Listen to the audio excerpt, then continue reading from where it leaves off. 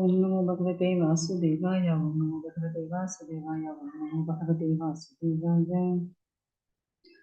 नारायण नमस्कृत्य नरं चैव नरोत्तमं देवीं सरस्वतीं व्यासं ततो जयमुदीरये नष्टप्रायश्चित्तं भगवते भगवती नमस्कृते भक्तिर्भवति नष्टिं करोति वाचालं भक्तं लङ्घयते यत्कृपातमहं वन्दे श्रीगुरुदीनतारिणं परमानन्दमाधवं श्रीचैतन्येश्वरम्। ओम अज्ञानतिमिरान्धस्य ज्ञानाग्निशलाकया चक्षुरुन्मीलितं तस्मै श्रीगुरुवे नमः। जय श्री प्रभुपाद। जय श्री गुरुदेव। हरे कृष्ण। श्रीमद् भागवतम 6வது ஸ்கந்தம் 11வது அத்தியாயம். விருத்ராசுரனின் உன்னத குணங்கள். ஸோ அவருக்கு அப்படி என்ன உன்னத குணங்கள் இருக்கு? விருத்ராசுரனுக்கு அசுரனுக்கு உன்னத குணங்களா அப்படி என்ன இருக்கு அப்படின்னு நம்ம பார்க்கலாம். சுகதேவ கோஸ்வாமி பரிஷத் மகாராஜுக்கு சொல்லிட்டு இருக்கார். இங்க அசுர சேனாதிபதிகளின் தலைவரா யாரு இருக்காங்க அப்படின்னா விருத்ராசுரன் தான். ஸோ இந்த விருத்தாசுரன் சொல்லிட்டு இருக்காரு, தர்மத்தை உபதேசிச்சுட்டு இருக்காரு. ஏன்னா அங்க இருக்கக்கூடிய அனைத்து அசுரர்கள் என்ன பண்றாங்க அப்படின்னா யுத்த களத்தை விட்டு ஓடிட்டு இருக்காரு.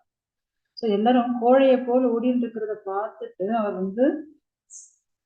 மற்ற அசுர தலைவர்கள் எல்லாரையும் கூப்பிடுறாரு, தயவு செஞ்சு இப்படி எல்லாம் போகாதீங்க, இப்படி போனீங்கன்னு வச்சுக்கோங்க, இது கோழைத்தனம், நீங்க இப்படி ஓடிட்டு இருக்கீங்க, நீங்க பயப்படாதீங்க, நான் தான் இருக்கேன்ல, அதனால நீங்க யாரும் பயப்படாதீங்க அப்படின்னுட்டு அவர் சொல்லிட்டு இருக்காரு. ஸோ இதை தேவர்கள்லாம் பார்த்துட்டு இருக்கா.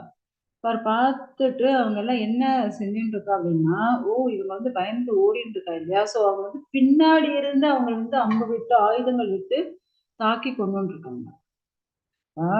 வீரர்கள்னா என்ன, ஃபேஸ் டு ஃபேஸ் நின்று சண்டை போடணும், எதிர நின்று சண்டை போடணும்.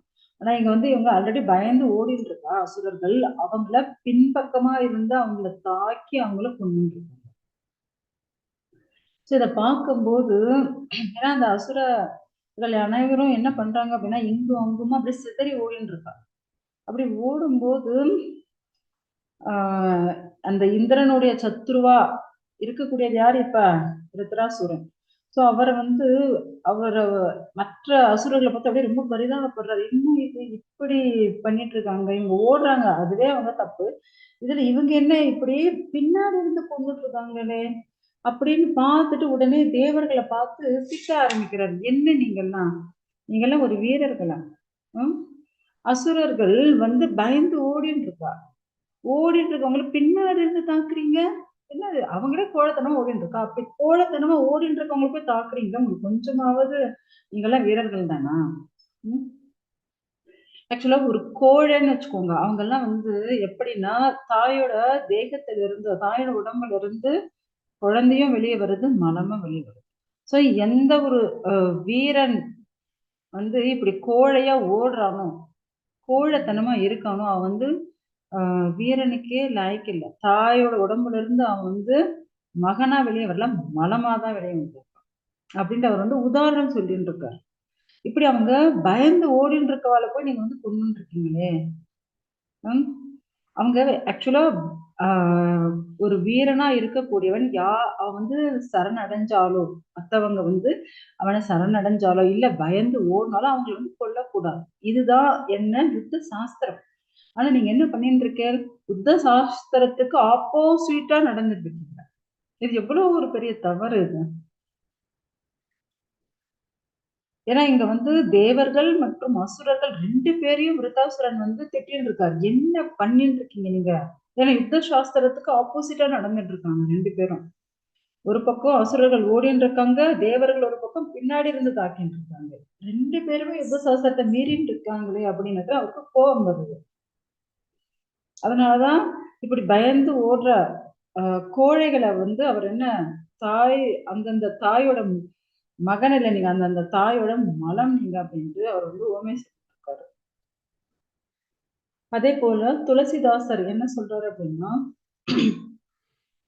ஒரு குழந்தை பிறக்கணும் அப்படின்னா ஒரு தந்தையோட விந்தில இருந்துதான் வரணும். ஸோ அந்த விந்தும் அதே வழிதான் வரும், அவருடைய மூத்திரமும் அதே வழிதான் வரும். ஒரு மகன் ஒரு பக்தனாக இல்லை, ஒரு வீரனாக இல்லை அப்படின்னா அவன் வந்து மகனே கிடையாது. அவன் வந்து ஒரு தந்தையோட மூத்திரத்துக்கு சமம் அப்படின்ட்டு சொல்லப்படுது. அதே போல சாணக்கிய பண்டிதர் என்ன சொல்றாரு அப்படின்னா,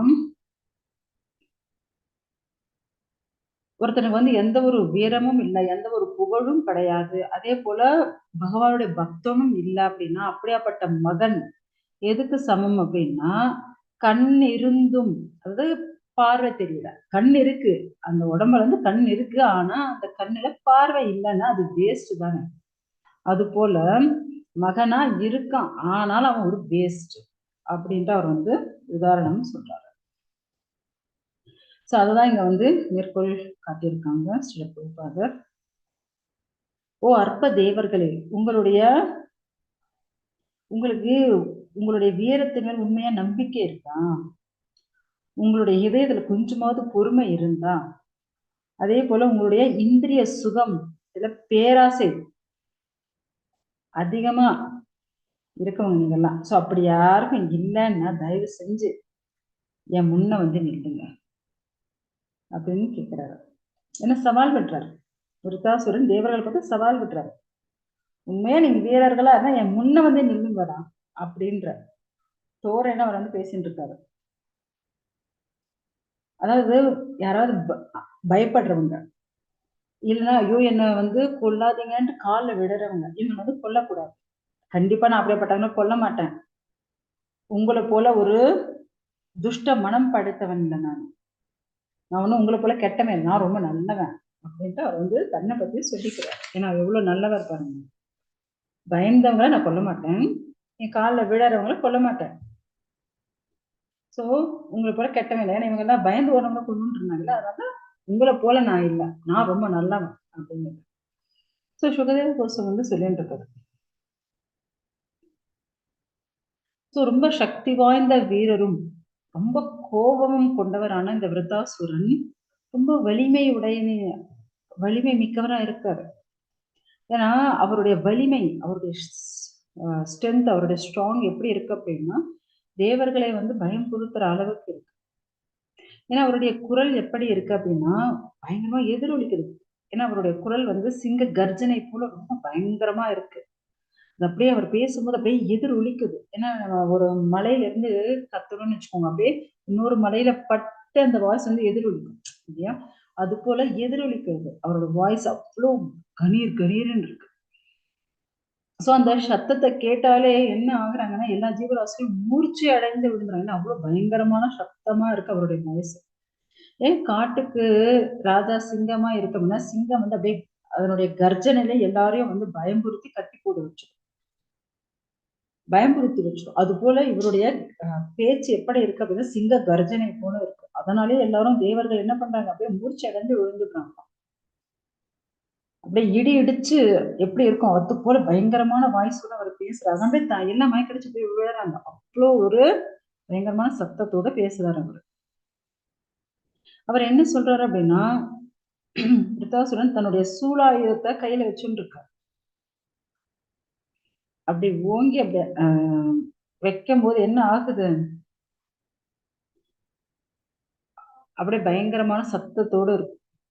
அதே போல அவர் என்ன பண்றாரு அப்படின்னா தன்னுடைய கால்களாலேயே பாருங்க, இந்த போட்டோல அவருடைய காலுக்கு கீழே பாருங்க எல்லா தேவர்களையும் போட்டு அப்படியே நசுக்கிட்டு இருக்காரு. மதம் பிடிச்ச யானை வந்து காட்டுல இருக்க மூங்கில்கள் அனைத்தையும் என்ன பண்ணும், அப்படியே நசுக்கி போட்டு போயிட்டே இருக்கும் அது பற்றி. அது போல ஒரு நிமிஷத்துல என்ன பண்ணிட்டு இருக்காரு, தேவர்கள் அனைவரும் தன்னுடைய கால்களாலேயே போட்டு நசுக்கி கொண்டு இருக்காரு. இப்படியே கொண்டு இருக்கும்போது விருத்தாசுரனுடைய செயலை பார்த்துட்டு தேவேந்திரனுக்கு பொறுமையே இல்லாம போயிடுச்சுப்பா. அவனுக்கு பயங்கர கோவம் வந்துருச்சு இந்திரனுக்கு. என்ன பண்றான் அப்படின்னா உடனே தன்னுடைய கதையை எடுத்து அப்படியே சுழட்டி விருத்தாசுரன் மேல அடிக்கிறான். விருத்தாசுரன் அடிப்படும் அப்படின்னு நினைச்சு அடிக்கிறான், தூக்கி விசிறி அடிக்கிறான். விருத்தாசுரன் என்ன பண்ணாரு அப்படின்னா, இந்த குழந்தைங்க த்ரோ பால் ஆடுவாங்க, அதாவது ஒரு குழந்தை பால் போட்டானா இன்னொரு குழந்தை என்ன பண்ணுவான், டக்குன்னு அதை வந்து கையில கேட்ச் பிடிச்சிடுவான். அது போல அவன் அங்கிருந்து நல்லா கஷ்டப்பட்டு சுழட்டி கதையை தூக்கி விசிறி அடிச்சா இவர் அழகா லெஃப்ட் ஹேண்ட்லயே தன்னுடைய இடது கையாலேயே அந்த கதையை பிடிச்சிட்டாரு பாருங்க. அந்த விருத்தாசுரனுடைய கையில பாருங்க அந்த கதை எவ்வளவு சின்னதா இருக்கு. ஏன்னா அவர் அவ்வளவு பிரம்மாண்டமா இருக்கார். ஆனா அந்த கதையை வந்து அவருடைய கையால ஒரு சின்ன ஒரு பொம்மை போட டக்குன்னு பிடிச்சிட்டாரு. சோ அப்ப வந்து ஆஹ் சுகதேவ கோஸ்வாமி வந்து பரீட்சித் மகாராஜுக்கு சொல்லிட்டு இருக்காரு, இந்திரனுடைய சத்ருவா இருக்கக்கூடிய இந்த விருத்தாசுரன் ரொம்ப கோபம் அடைஞ்சாச்சு. உடனே ஏன்னா இப்ப ஆல்ரெடி இந்திரன் என்ன பண்ணாச்சு, கதையை தூக்கி போட்டாச்சு. உடனே அந்த கதையை எடுத்தார். அந்த கதையை இப்பதான் கேட்ச் பிடிச்சாச்சுன்னா அந்த கதையாலேயே, ஏன்னா அவன் கேட்ச் பிடிச்சதை பார்த்துட்டு தேவர்கள் அசுரர்கள் எல்லாருமே ஐ சூப்பர் கேட்ச் அப்படின்னு. ஏன்னா இப்ப பாருங்க யாராவது கேட்ச் பிடிச்சா சூப்பரா கேட்ச் பிடிச்சிப்போம் அப்படின்னு சொல்லுவோம் இல்லையா, அது போல அவர் கேட்ச் பிடிச்சதை பார்த்து சூப்பர் சூப்பர் ரொம்ப நல்லா கேட்ச் பிடிச்சிட்டானே, அவ்வளவு சக்தி வாய்ந்த கதையை என்ன பண்ணிட்டான், ஈஸியா எடுத்த கையில பிடிச்சிட்டானே அப்படின்ட்டு எல்லாரும் வந்து அப்படியே பார்த்து பிரமிச்சு போறாங்க. உடனே விருத்தாசுரனுடைய கையில் இருக்கக்கூடிய அந்த கதை இப்பதான் கேட்ச் பிடிச்சான். அந்த கதையை பிடிச்சு அந்த ஐராவதம் அந்த யானை தலை மேல ஒண்ணு அடி, அதுக்கு பயங்கர வலி வேதனை. அதுல அதனுடைய அந்த யானையுடைய ஐராவதம் யானையோட வாயிலிருந்து ரத்தம் எல்லாம் வழிய ஆரம்பிச்சு. இவர் அடிச்ச அடி, அதாவது இப்ப ஒரு பால் வருதுன்னா பேட்டில் ஒரு அடி அடிச்சு என்ன ஆகும், பால் அப்படி சமயம் பறந்துக்கும். அது போல இவர் அந்த கதையால அந்த ஐராவதத்தை ஒரு அடி அடிச்சாரு பாருங்க, அது தலையில பட்டு எவ்வளவு தூரம் போச்சு அப்படின்னா 14 கஜ தூரம் வந்து தூரம் தள்ளி போய் விழுந்தாங்க. சோ அந்த யானை மேல இருந்த இந்திரன் 2 பேரும் சேர்ந்து விழுந்தாங்க. அதாவது ஒரு கஜம் அப்படின்னா 9 ஸ்கொயர் ஃபீட். சோ இப்ப 14 கஜம் தூரம் போய் விழுந்தது அந்த யானை. அப்படின்னா 126 ஸ்கொயர் ஃபீட். சோ இப்படி இந்திரனுடைய வாகனமா இருக்கக்கூடிய அந்த யானை ஐராவதம் வந்து பயங்கரமா காயம் அடைஞ்சு போச்சு, சூர்வடைஞ்சு போச்சு. அது வந்து கீழே வேற விழுந்துடுச்சு இல்லையா. உடனே இந்திரன் வந்து ரொம்ப வருத்தப்படுறான். ஆனா விருத்தாசுரன் வந்து பார்த்துட்டு கம்முன்னு ஆயிட்டாரு. ஆல்ரெடி விழுந்து போச்சு, இதை போய் நம்ம என்ன பண்றதுன்னு கம்முனே இருக்காரு. சரி அவங்க 2 பேரும் அப்படியே சுதாரிச்சு எழுந்து நிக்கட்டும், அப்புறம் பார்க்கலான்ட்டு அவர் அப்படியே கம்முன்னு பார்த்துட்டு இருக்காரு. 2 பேரையும், ஐராவதத்தையும் இந்திரனையும் பார்த்துட்டு இருக்காரு. எதுவும் அவர் வந்து அடிக்கல, எதுவும் பண்ணல. அவர் நினைச்சிருந்தா 2 பேரையும் கொண்டு போட்டிருக்கலாம், பட் அவர் ஒண்ணும் பண்ணல. ஆல்ரெடி 2 பேரும் விழுந்துட்டாங்க, சரி பார்க்கலாம் அப்படின்னு அவங்க 2 பேரும் எழுந்து நிக்கட்டும்னு அப்படியே சும்மா இருக்காரு. இந்திரன் என்ன பண்றான் அப்படின்னா எழுந்திரிச்சுட்டு அந்த யானை விழுந்தது இல்லையா ஐராவதம், அது வந்து தடவி கொடுக்குறான். ஏன்னா அவனோட கை வந்து அமிர்தத்தை அமிர்தத்தை போல உண்டாக்கக்கூடிய கைகள் அது. சோ அதனால அமிர்தம் உண்டாக்கக்கூடிய அந்த கைகளால அந்த யானையை தடவி கொடுத்து அதனுடைய வேதனை அதனுடைய காயத்தெல்லாம் சரி பண்றான். இப்ப வந்து அந்த யானைக்கு வந்து கொஞ்சம் சுதாரிச்சுட்டு கொஞ்சம் இப்ப அதனுடைய வெளியெல்லாம் கொஞ்சம் குறைஞ்சது, அது காயம் எல்லாம் கொஞ்சம் மறைஞ்சது. உடனே இப்ப வந்து இந்திரனும் அந்த யானை 2 பேரும் ரொம்ப அமைதியா எழுந்துருச்சு, நின்னாச்சு. இப்ப என்ன பண்றாங்க அப்படின்னா விருத்தாசுரன் வந்து பேச ஆரம்பிக்கிறார். ஏன்னா விருத்தாசுரனுக்கு ரொம்ப கோபம் இருக்கு, தன்னுடைய சகோதரனை கொன்னுட்டாங்க. இப்ப அதனாலதான் இந்திரனை தன்னுடைய பகைவனா நினைச்சுட்டு இருக்காரு. ஆக்சுவலா யுத்தம் செய்யணும்ட்டு தான் இங்க வந்தாச்சு. யார இந்திரன் வஜ்ராயத்தோட வந்திருக்கான். ஆனா தன்னுடைய சகோதரனை கொன்ன அந்த செயலை இவன் கொஞ்சோடு வருத்தமே படுதா. இந்திரன் வந்து ஐயோ நான் வந்து ஒரு பிராமணனை கொன்னுட்டனே, ஒரு குருவை கொன்னுட்டனேன்னு வருத்தமே படல. அப்படியே வந்து நிக்கிறான். ஐயோ நம்ம தப்பு பண்ணிருக்குமே அந்த நினைப்பு கூட இல்லை அந்த இந்திரனுக்கு. அவனுக்கு அந்த சோகமோமோ எதுவும் இல்லை. இப்படி வந்து நிக்கிறான்னுட்டு அவனை பார்த்து அப்படி கேலியா சிரிக்கிறார். விருத்தாசுரன் வந்து கேலியா சிரிக்கிறார். சிரிச்சுட்டு என்ன சொல்றாரு அப்படின்னா, ஒரு பிராமணனை கொன்றவனும் தன் குருவை கொன்றவனும் என் சகோதரனை கொன்றவனுமான நீ, உனக்கு நல்ல அதிர்ஷ்டம் எல்லாம் இருக்கிறது, என் எதிரில் வந்து நிக்கிற. ஏன்னா உனக்கு கொஞ்சம் கூட என்ன இல்லை, வெக்கமே இல்லை. ஏன்னா ஒரு பிராமணன் அதுவும் இல்லாம உனக்கு குருவா குருவா இருக்கன போய் கொன்னியே, என் சகோதரனை போய் கொன்னியே நீ. உனக்கு நல்ல அதிர்ஷ்டம் இருக்கு வேதாண்ட, நீ ஏன் எதிரில வந்து நிக்கிற, என் முன்னாடி நேருக்கு நேரா வந்து நின்னுட்டு இருக்க. நீ உன்னை பார்த்தா ரொம்ப வெறுப்பா இருக்கு, நீ எல்லாரும் வெறுக்கத்தக்கவன். நீ வந்து உன்னுடைய இருதயம் எப்படி தெரியுமா, கல்லுக்கு ஒப்பானது, அதாவது பாறைக்கு ஒப்பானது. அதனால நான் என்ன பண்ணலான்னு இருக்கேன்னா, என் கையில திரிசூலம் இருக்கு இல்லையா, அந்த திரிசூலத்தால உன்னுடைய இதயத்தை குத்தி, ஏன்னா அந்த இதயம் என்ன இப்ப கல்லா இருக்கு இல்லையா, அத குத்தி என்னுடைய சகோதரன் பட்ட கடனை நான் தீர்க்கணும். ஏன்னா என் சகோதரன் நீ கொன்னேன்னா, அதனால நான் உன்னை கொன்னேன்னா அப்பதான் அது வந்து பழிக்கு பழி ஈக்குவல் ஆகும். அதனால நான் உன்னை கொல்லணும் அப்படின்னு சொல்லிட்டு இருக்காரு. நீ சொர்க்கத்துல வாழணும்ன்ற ஒரே ஆசைக்காக உனக்கு என்ன பண்றதுன்னே தெரியல. அவ்வளவு ஆசை, பேராசை. அதனால தன்னுணர்வு பெற்றவர், ரொம்ப சிறந்தவர், பாவமே செய்யாதவர், ஒரு பிராமணன். அவரை ஒரு தலைமை புரோகிதரா நீதான் நியமிச்ச. ஆனா நீ என்ன பண்ண, என்னுடைய அண்ணனா இருக்கக்கூடிய அந்த புரோகிதரை நீ கொன்னுட்ட. ஒரு குருவா இருந்தவனை கொன்னுட்ட, யாகம் செஞ்சவனை கொன்னுட்ட. உனக்கு குருவா இருந்து எவ்வளவு அழகா புரோகிதம் பண்ணிட்டு இருந்தாரு, உனக்கு நாராயண கவசம் எல்லாம் சொல்லி கொடுத்தாரு, அவரை கொன்னுட்டியே நீ. எப்படி ஒரு மிருகத்தை அப்படியே தலையை வெட்டி கேவலமா கொன்னுடுவாங்களோ, இரக்கமே இல்லாம கொல்லுவாங்க, அது போல என்னுடைய சகோதரனை இரக்கமே இல்லாம ஒரு மிருகத்தை போல தலையை வெட்டி கொன்னுட்டியே. இந்திரா, உனக்கு வெட்கமே இல்ல. வெட்கமா, கருணையா, புகழா, நல்ல அதிர்ஷ்டமா எதுவுமே இல்லை. நீ எல்லாத்தையும் இழந்துட்டதா. உனக்கு வந்து உன்னுடைய நீ பண்ண இந்த கருமத்துக்காக உன்னுடைய அனைத்து நல்ல குணங்களையும் நீ இழந்துட்ட. சோ நீ செஞ்ச செயலால ராட்சசர்கள் கூட உன்னை வந்து திட்டுவாங்க, நிந்திப்பாங்க. நீ பண்ண செயல் அப்படியாப்பட்ட செயல், பெரும் வேதனைக்குரிய செயலா நீ பண்ணிட்ட. நான் இப்ப உன்னை கொன்னேன்னு வச்சுக்கோ, நீ செத்துடுவியா? உன் உடம்ப நெருப்புல கூட போடக்கூடாதுடா. உன் உடம்பு என்ன ஆகுன்னு தெரியுமா, அப்படியே காகைகளும் கழுகுகளும் வந்து உன் உடம்ப குத்தி குத்தி சாப்பிடணும். ஏன்னா உன்னை நெருப்புல எரிக்கிற அளவுக்கு நீ ஒண்ணும் புனிதம் கிடையாது, அவ்வளவு வெறுக்கத்தக்க செயல்களை செஞ்சிருக்க. இயற்கையாகவே நீ வந்து ரொம்ப கொடூரத்தனமா இருக்க.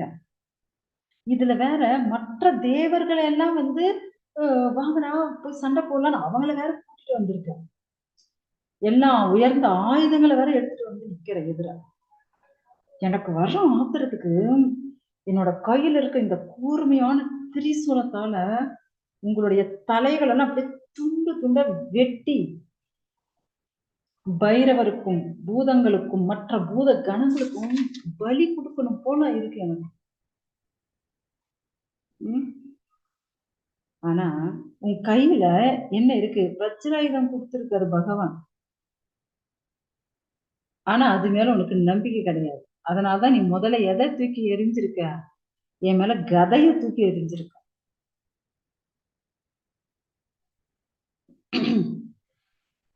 நீ வந்து நீ என்ன கொன்னு அந்த உடம்ப வந்து குள்ள நரிகளும் கழுகுகளும் சாப்பிட்டா கூட எனக்கு ஒரு பிரச்சனையும் இல்லை, நான் சந்தோஷமா தான் இருப்பேன். ஏன்னா நான் செத்தாலும் நல்ல ஒரு உயர்ந்த இடத்துக்கு தான் போகும். ஏன்னா என்னுடைய அதாவது குருவா இருக்கக்கூடிய நாரதர், சோ அதே போல சிறந்த பக்தர்கள், அவங்களுடைய பாத துளி அவங்க அந்த சத் சங்கத்துல போய் இருக்கணும் தான் எனக்கு விருப்பம். உன்னை போல பௌதிக ஆசையெல்லாம் நான் படமாட்டேங்க அப்படின்னு சொல்லிட்டு இருக்காரு. ஏன்னா நான் வந்து என்னுடைய ஆச்சாரியர், குரு, அப்புறம் வைஷ்ணவர்களுடைய பாத துளியை தான் நான் வந்து விரும்புறேன். உன்னை போல பௌதிக ஆசைக்காக குருவையும் பிராமணனையும் இப்படி மிருகத்தனமா கொள்ற அந்த பாதகத்தெல்லாம் நான் விருப்பப்படவே இல்லை. முக்கியமா நான் வந்து பகவான் லோகம் போகணும்னு விருப்பப்படுறேன். பரமபதம் அடையணும்னு விருப்பப்படுறேன். அது எப்படி கிடைக்கும் தெரியுமா? ஒரு வைஷ்ணவருடைய அனுகிரகம் இருந்தாதான்டா நமக்கு வந்து பரமபதம் கிடைக்கும். கண்டிப்பா அதெல்லாம் உனக்கு கிடைக்கவே கிடைக்காது. அப்படின்னுட்டு அவர் வந்து சொல்லிட்டு இருக்காரு.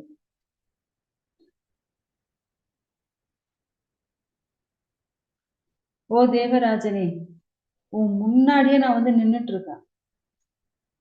நீ ஏன் இன்னும் வந்து அந்த வஜ்ராயுதத்தை என் மேல பிரயோகிக்க மாட்டேங்கிற? கதைய தூக்கி போட்டியேடா. ம்? அது வந்து ஒரு வேஸ்ட் தான். அந்த கதையெல்லாம் ஒரு வேஸ்ட். சோ அத போய் என் மேல தூக்கி போட்டியே, முட்டாள். உன் கையில இருக்க வஜ்ராயுதத்தை என் மேல தூக்கி போடும் அப்படின்னு அவர் வந்து சொல்லிட்டு இருக்காரு. ஏன்னா நீ வந்து பகவான் மகாவிஷ்ணுவுடைய உத்தரவின் பேர்ல தானே என்ன கொல்றதுக்காக இந்த வஜ்ராயுதத்தை வந்து எடுத்துட்டு வந்த.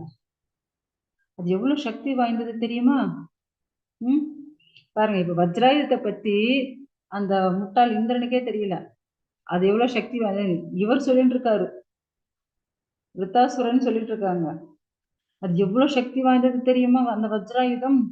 பகவான் முழுமுதற் கடவுளான பகவான் விஷ்ணுவுடைய முழு சக்தி இருக்கு அதுல. அதே போல ததிச்சி அந்த முனிவருடைய தவ வலிமை, அந்த சக்தி பூரணமாக இருக்குதா அதுல. நீ விஷ்ணுவுடைய உத்தரவு பிரகாரம் தயவு செஞ்சு அதை என் மேல தூக்கி போடேன், என்னை கொன்னுடேன்.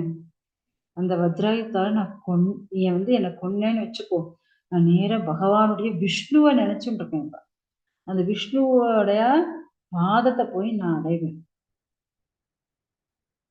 சோ இப்படி நீ வந்து இந்த வஜ்ராயுதத்தை என் மேல தூக்கி போட்டேன்னு வச்சுக்கோ, நம்ம 2 பேருக்குமே நல்லது. ஏன்னா உனக்கு சொர்க்கம் வேணும், எனக்கு பகவான் லோகம் வேணும். அதனால இப்ப பாரு நம்ம 2 பேருக்கும் நல்லது நடக்க போகுது.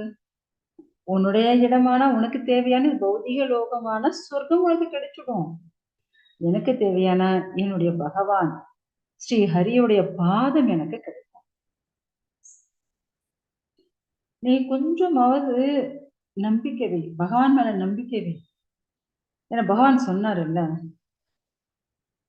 இந்த வஜ்ராயுதம் என்னுடைய சக்தி பூர்ணமா இருக்கும்னு. நீ ஏன் நம்பிக்கை வைக்க மாட்டேங்கிற? நீ அதை தானே என் மேல தூக்கி போடணும். தூக்கி போட்டு என்ன கொல்லணும். நீ ஏன் அதை தூக்கி போட மாட்டேங்கிற? அதை தூக்கி போட்டா நான் போயிட்டே இருப்பேன். ஏன்னா முக்கியமா கிருஷ்ணரே சொல்லியிருக்காரு பகவத்கீதையில, ஆ பிரம்ம புவன லோகே புனர் ஆவர்த்தினோ அர்ஜுனா.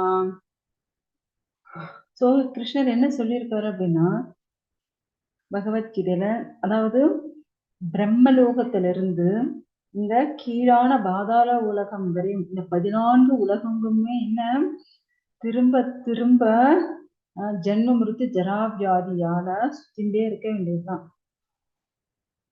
ஸோ அதனால நான் இந்த பௌதிக லோகத்துல சுத்திண்டே இருக்க நான் விருப்பப்படல. நான் பகவான் லோகம் போகணும்னு ஆசைப்படுறேன். ஆனா நான் இப்ப பகவானை நினைச்சுட்டு இருக்கேன். தயவு செஞ்சு நீ தூக்கி போட்டு எனக்கு கொன்னுட, உனக்கும் நல்லது தானே நடக்க போகுது. அதனால நானும் கிளம்பி போயிட்டே இருப்பேன்ல, சீக்கிரம் அதை என் மேல தூக்கி போடு அப்படின்னு சொல்லிட்டு இருக்கேன்.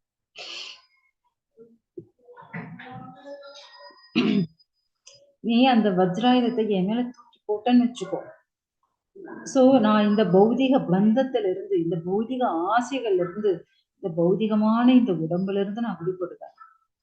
நான் நேரா பகவான் சங்கர்ஷனர், நாரதர் போன்ற சிறந்த முனிவர்கள் தரிசிக்கிற பாக்கியம் எனக்கு கிடைக்கும்.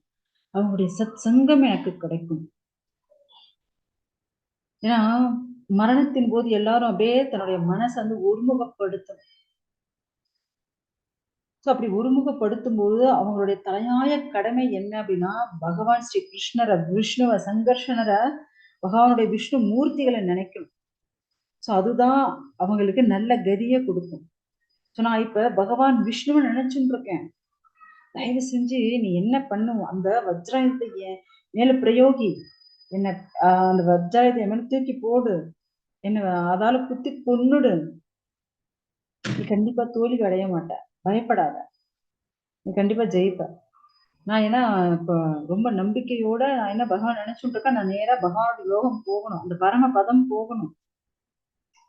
முக்கியமா மூடர்களும் அயோக்கியர்களும் பரமபதம் போக முடியாது. ஆனா நான் ரொம்ப நல்லவன் இல்ல, அதனால நான் பக்தன், நான் வந்து பகவான் லோகம் போகணும். அதான் சீக்கிரம் இதை வந்து என் மேல தூக்கி போடும் அப்படின்னு சொல்லிட்டு நான் வந்து பகவான் அந்த முழுமுதற் கடவுளான பரம புருஷரின் தாமரை பாதங்களை பூரண சரணடைஞ்சவன். அந்த பகவானுடைய தாமரை பாதத்தை அப்படியே புடிச்சுட்டு இருக்கேன். அவருடைய அந்தரங்க சேவகர்கள், உதவியாளர்கள் அனைவரையும், ஏன்னா அவங்களால மாத்திரம் தான் பகவான் அப்படி நினைக்க முடியும். சோ அதை விட்டுட்டு இந்த பௌதீகத்துல மேலையும் கீழையும் மத்தியிலும் இதே சுத்தின்னு இருக்க நான் விருப்பப்படவே இல்லை. திரும்ப திரும்ப நான் இந்த பௌதிக பந்தத்துல விட்டு, இந்த பௌதிக ஐஸ்வர்யங்கள் எல்லாம் விட்டு நான் வந்து பகவான் கிட்ட போகணும்.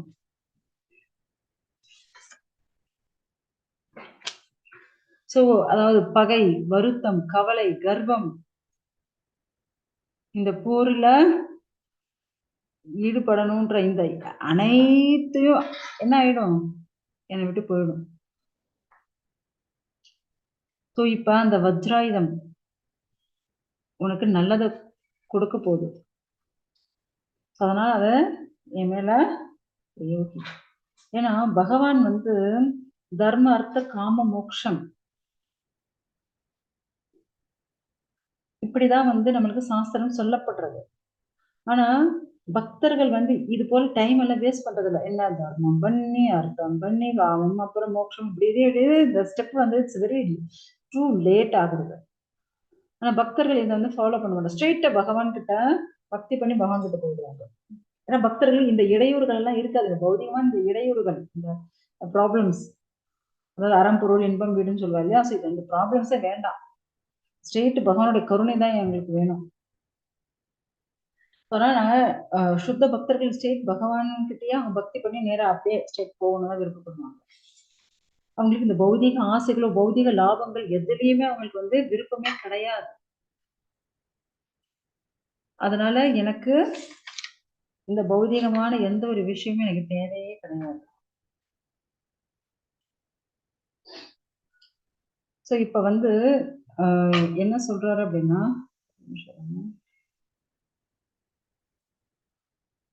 ஸ்லைட் சேஞ்ச் பண்ணிடுறேன்.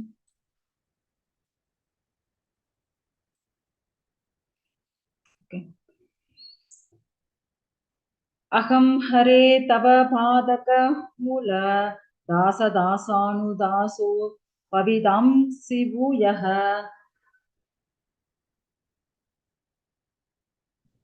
ஸோ அதாவது பகவான் கிட்ட பிரார்த்தனை பண்றாரு. ருத்ராசுரன் வந்து பகவான் கிட்ட என்ன பிரார்த்தனை பண்றாரு, ஒரு 4 ஸ்லோகங்கள். ஸோ என்ன பிரார்த்தனை பண்றாரு அப்படின்னா, எம்பெருமானே பரம புருஷரே, உங்களுடைய தாமரை திருவடிகள் மேல எனக்கு எப்பவுமே பக்தி இருக்கு. நித்திய தொண்டு செய்யணும். அதுவும் எப்படி, தொண்டனுக்கு தொண்டனா, தாச தாசானு தாசனா இருக்கணும். கோபி கோபி பார்த்து பத கமலையோர் தாச தாசானு தாசா. ஸோ அதாவது பகவானுடைய பக்தர்களுடைய பக்தர்களுக்கு பக்தர்களாக நான் இருக்கணும்னு ஆசைப்படுவாங்க. அது போல பக்தர்களோட பக்தர்களுக்கு பக்தர்களா தொண்டனா நான் இருக்கணும்னு விருப்பப்படுறேன். என் பிராணநாதரே, மீண்டும் நான் வந்து உங்களுக்கு சேவை செய்யணும்னு விருப்பப்படுறேன். உங்களுடைய உன்னத குணங்கள் என் மனசு எப்பயும் நினைச்சுட்டே இருக்கு.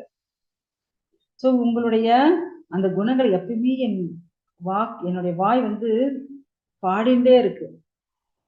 அற்புத, உங்களுக்கு வந்து எப்பவுமே நான் வந்து ஒரு அன்பான அன்பு தொண்டு, அற்புதமான அந்த சேவையை நான் செய்யணும். என் உடம்பால உங்களுக்கு நிச்சய கைங்கரியம் பண்ணிட்டு இருக்கணும் அப்படியே நான் விருப்பப்படுறேன் பகவானே அப்படின்னு பகவான்கிட்ட பிரார்த்தனை பண்றாரு. எல்லா அனைத்து செல்வங்களும் உறைவிடமா இருக்கக்கூடியவர் பகவானே நீங்க தான்.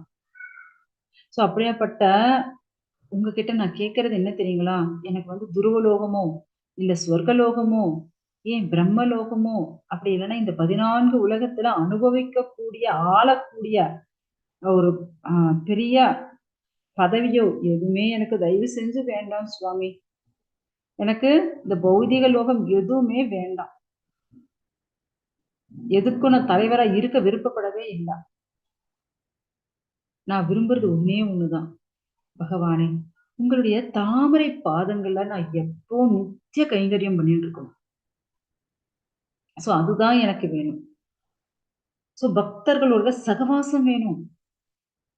பக்தர்கள் அதாவது சத்சங்கம் வேணும். பக்தர்கள் அடியார்களுடைய ஆ தொண்டு செய்யணும் நானு. ஏன்னா, சுத்த பக்தர்களுடைய ஒரே குறிக்கோள் என்ன அப்படின்னா, பகவானுக்கும், பகவானுடைய பக்தர்களுக்கும் நித்திய கைங்கரியம் பண்ணணும்னு தான் அவங்க விருப்பப்படுவாங்க. அந்த ஒரு சேவைய நான் செய்யணும். மத்தது எதுவும் எனக்கு வேண்டாம். ஏன்னா, சுத்த பக்தர்கள் மாத்திரம் தான் பகவானுடைய நேரடி சேவையில இருக்க முடியும். சுத்த பக்தர்களால தான். "ஓ கமலக்கண்ணா" இன்னும் ரெக்கையே முளைக்காத ஒரு சின்ன பறவை வந்து தாய் எப்ப உணவு எடுத்துன்னு வரும், தாய் பறவை எப்ப உணவு எடுத்துன்னு வரும்னுட்டு அப்படியே காத்துண்டு இருக்கும். எதிர்நோக்கி காத்துன்னு இருக்கும். அதே போல கன்றுகள் எப்படி ஆ தன் தாய் பசுகிட்ட போய் பால குடிக்கலான்னு அப்படியே எதிர்பார்த்து காத்துன்னு இருக்கும். அதே போல திருமணமான பெண், அதாவது தூர தேசம் போன தன் கணவர் எப்போ திரும்பி வருவாரு அப்படின்ட்டு எப்படி எல்லாரும் காத்துன்னு இருக்காளோ, அதே போல நானும் எப்ப உங்ககிட்ட வருவேன்னு எதிர்பார்த்து காத்துன்னு இருக்கேன். என் மனசு எப்பவுமே உங்களையே எதிர்நோக்கி ரொம்ப ஆசையா காத்துன்னு இருக்கு. ஓ பிரபுவே! என்னுடைய கருமங்கள் அவ்வளவு இருக்கவே தான் நான் வந்து இந்த பௌதீக உலகத்துல பிறந்திருக்கேன். நான் இந்த உலகத்துல எனக்கு வந்து என்ன ஏன்னா இது வந்து துக்காலயம் அசாஸ்வதம். மாய சக்திகள் நிறைந்தது. என்னுடைய உடம்பாகட்டும், மனைவியாகட்டும், குழந்தைகளாகட்டும், வீடாகட்டும், ஐஸ்வர்யங்களாகட்டும் எதுவுமே எனக்கு தேவையில்ல. யாராவது ஐஸ்வர்யம் வேணாம்னு சொல்வாளா? குழந்தைங்க வேணாம்னு சொல்லுவாங்களா? மனைவி வேணாம்னு சொல்லுவாங்களா? வீடு, வாசல் வேணாம்னு சொல்லுவாங்களா? ஏன் இந்த உடம்பே வேணாம்னு சொல்லுவாங்களா? பக்தர்களால மாத்திரம் தான் இதெல்லாம் சொல்ல முடியும். இது எதுவுமே எனக்கு தேவையில்ல. எனக்கு எந்த ஒரு பற்றுதலும் வேணாம். என்னுடைய மனசு எப்பவுமே நித்தியமா உங்களுடைய கைங்கரியத்துல இருக்கணும். என்னுடைய ஆசை எல்லாமே உங்க மேல மாத்திரம் தான். ஓகே. நம்ம வந்து இதனுடைய தொடர்ச்சிய நாளைக்கு பார்க்கலாம். ஹரே கிருஷ்ணா. ஏதாவது சந்தேகம் இருந்தா கேட்கலாம்.